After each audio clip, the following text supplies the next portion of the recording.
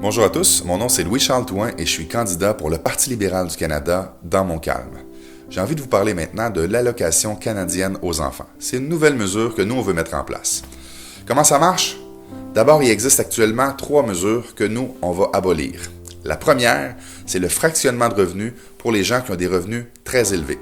Vous savez, il existe depuis l'année passée, M. Harper a mis en place cette mesure-là qui permet de fractionner le revenu quand dans un couple, quelqu'un gagne un revenu très bas et l'autre un revenu très élevé. Ça permet de faire un revenu moyen et d'économiser des impôts de ce côté-là. Par contre, cette mesure-là, bien évidemment, elle n'est pas bonne pour tout le monde. Les gens qui vivent seuls ne peuvent pas bénéficier de ça et les gens qui ont des revenus relativement similaires non plus ne peuvent pas en bénéficier. Donc, ça bénéficie à seulement 15% de la population. Pourtant, ça a un coût de près de 2 milliards de dollars pour l'ensemble des contribuables du Canada. Donc, nous, on veut abolir cette mesure-là. Ça va nous permettre de récupérer des sous.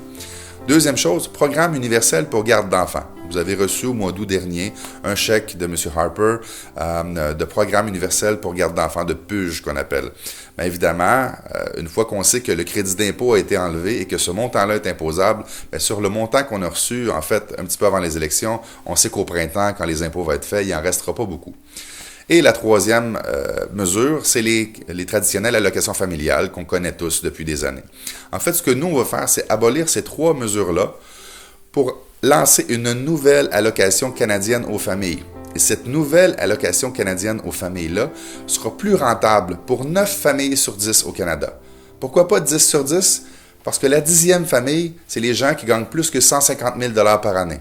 Encore une fois, nous, on pense que les gens qui gagnent plus de 150 000 $ par année, donc 200, 300, 400 000 $ par année, ils n'ont pas besoin de la contribution du gouvernement pour élever les enfants.